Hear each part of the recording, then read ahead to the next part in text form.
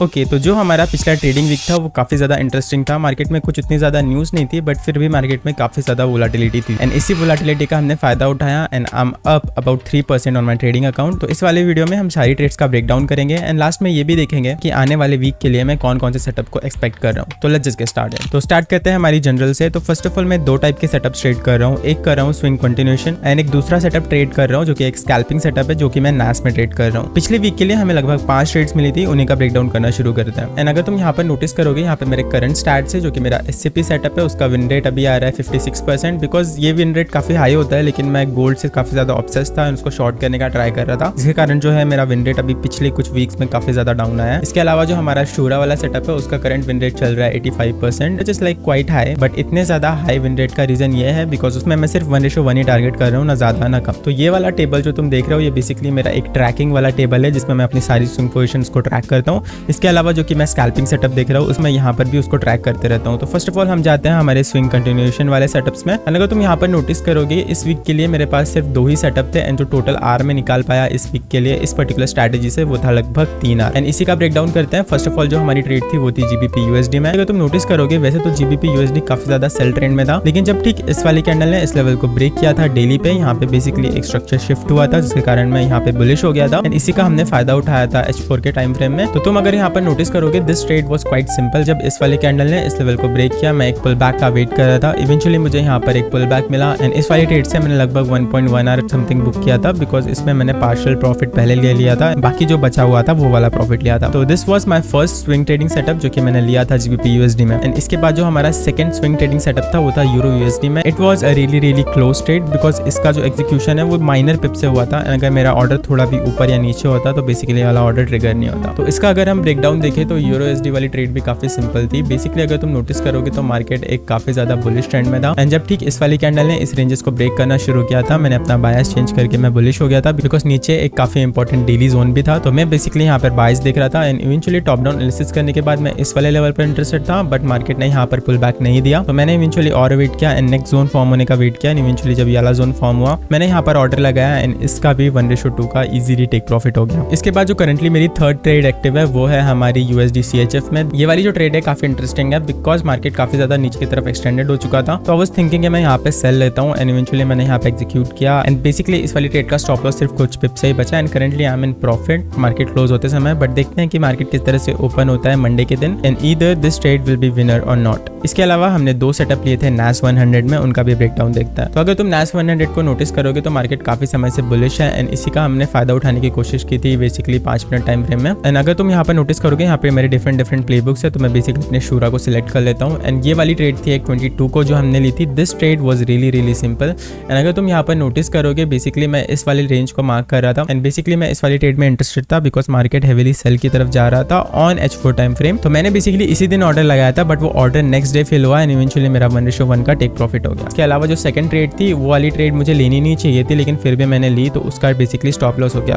And जो reason था मुझे ये वाली ट्रेड नहीं लेनी चाहिए थी बिकॉज मार्केट ओपन हुआ था एंड मार्केट के मैं फर्स्ट 5 मिनट को ट्रेड नहीं करता हूँ, बट इस वाली ट्रेड में मैंने उस 5 मिनट को ट्रेड किया, जिसके कारण बेसिकली मेरा लॉस हो गया। तो इस वीक के लिए जो मेरे स्कैल्पिंग रिजल्ट्स थे वो बेसिकली 1:1 है। ना मुझे लॉस हुआ ना मुझे प्रॉफिट हुआ बिकॉज मुझे एक विन मिला था एंड एक लूजर मिला था। तो these were all the trades I took. Basically 2 trades मैंने ली NQ पे एंड 2 ट्रेड्स मैंने ली थी स्विंग सेटअप में एंड तीसरा हमारा जो सेटअप है वो रनिंग है। अब देखते हैं कि नेक्स्ट वाले वीक में मैं कौन कौन से ट्रेड सेटअप्स को एक्सपेक्ट कर रहा हूँ। तो फर्स्ट ऑफ ऑल हम यूरो से ही शुरू करते हैं। अगर तुम यूरो पे नोटिस करोगे तो market is still bullish and काफी ज्यादा यहाँ पे स्ट्रेंथ मार्केट में आ रही है एंड इसी चीज में मैं इंटरेस्टेड हूँ। आई एम थिंकिंग कि मार्केट इस वीकली हाई तक जाए एंड उसके बाद मुझे एक नया ट्रेड सेटअप दे। तो यूरो पे I am interested in buying and basically मैं यहाँ से बाय तो नहीं करना चाहता बिकॉज अगर तुम नोटिस करोगे तो मार्केट यहाँ से रिजेक्ट तो हो रहा है, पर unless I get a good setup like a liquidity graph from here and then something like this, then I will be interested in trading euro USD for now. And इसके अलावा बात करें जीबीपी यूएसडी की, Friday close होते होते market काफी ज्यादा नीचे जा चुका है एंड इवेंचुअली अगर तुम यहाँ पे नोटिस करोगे तो मेरा टेक प्रॉफिट यहाँ पे काफी अच्छा था बिकॉज मार्केट यहाँ पे फ्लिप हो गया एंड आई एम थिंकिंग कि मैं थोड़ा न्यूट्रल हूँ जीबीपी यूएसडी में इस वीक के लिए because it is kind of like bearish right now, but अगर तुम वीकली में नोटिस करोगे तो it is kind of bullish right now. तो 2 बेसिकली अलग अलग चीज है जो मुझे कॉन्ट्राडिक्ट कर रही है। तो इस वीक के लिए मैं जो जीबीपी यूएसडी है उसमें न्यूट्रल रहूंगा। इसके बाद अगर बात करें हम यूएसडी JPY के, काफी इंटरेस्टिंग है।